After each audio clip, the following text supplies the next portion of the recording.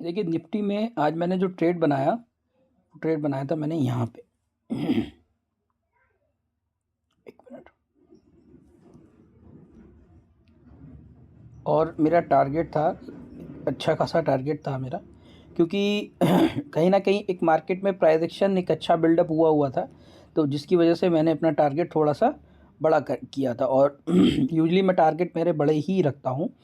अब मैं समझा देता हूँ क्यों मैंने इस ट्रेड को प्लान किया। तो सबसे पहले देखिए मार्केट ने क्या किया, मार्केट गिरना शुरू हुआ और गिरने के साथ ही शुरू हुआ भी। ठीक है, तो अक्सर मार्केट क्या करता है, जो प्रीवियस डे होता है उस प्रीवियस डे के रिदम को कंप्लीट करता है। ठीक है, तो मार्केट फॉल हुआ, फॉल होने के बाद मार्केट ठहर गया। ठीक है, अब उसके बाद क्या हुआ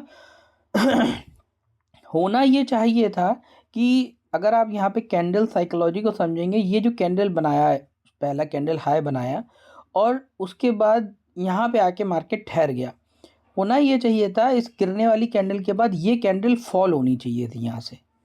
ठीक है, यहाँ कैंडल फॉल होनी चाहिए थी। देखिए मार्केट का एक नेचुरल नेचर है जो उस तरीके से चलती है।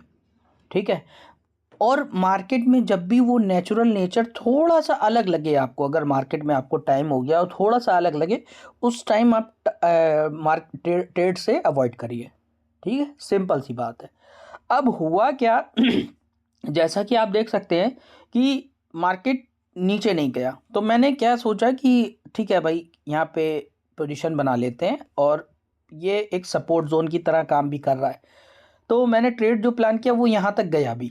ठीक है, अब आ जाते हैं कि ट्रेड देखिए, अगर आप ध्यान से इस कैंडल को देखेंगे, इस कैंडल को, ये वाली जो कैंडल है, यहाँ से एक रिवर्सल साइन की समझ आ रहा था कि इधर से एक रिवर्सल साइन बन रहा है।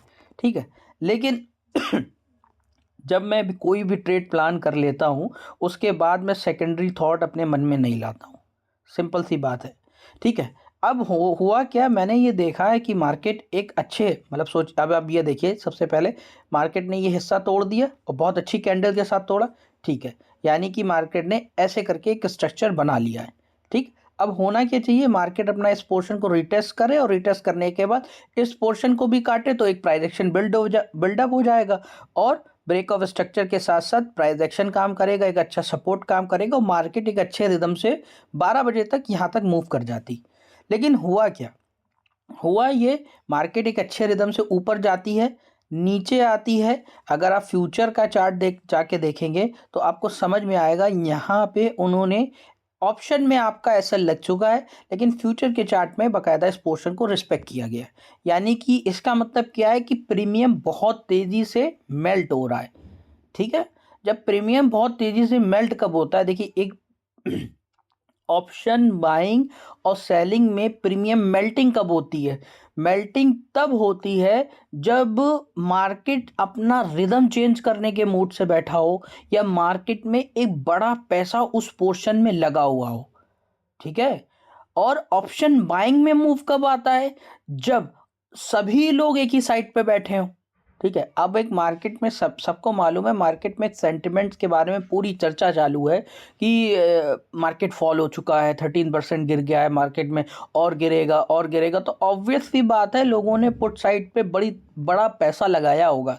तो अक्सर मार्केट में जिस तरफ पैसा लगाने के लिए लोग पैसा बनाते हैं, अक्सर मार्केट उस तरफ नहीं जाता है। ये मार्केट का एक नेचुरल नेचर है। ठीक है, अभी आपसे मान लीजिए, आप चुनाव का एग्जाम्पल ले लीजिए, चुनाव से पहले क्या माहौल था, और किसी बड़े नेता ने आके वहां पे एक प्लेटफॉर्म पे आके कह भी दिया कि वो शूटअप करेगा। हुआ क्या, चुनाव वाले दिन सब बर्बाद हुए। बस जो स्मार्ट ट्रेडर था, जिनकी तादादी बहुत कम है, उन्होंने उस दिन इतना पैसा पैदा कर लिया कि उन्होंने साल भर का निकाल लिया, है ना। तो हमेशा याद रखिए, जब भी आपको जो दिखाया जा रहा हो वो होता नहीं है ना, उसको थोड़ा सा अलग व्यू से भी देखें। ठीक है, तो अब मेरा इस जगह पे पॉइंट ऑफ व्यू ये है कि अगर मार्केट अभी कम से कम हफ्ता भर तक एक साइडवेज जोन में हो जाती है, अगर ठीक है, पहले साइडवेज होगी, साइडवेज के बाद उसमें एक बुलिश नेचर आपको समझ में आ जाएगा। ठीक है, जब ये दोनों चीज़ें होने लगे तो मार्केट अपनी स्टेबल कंडीशन में आ जाएगी।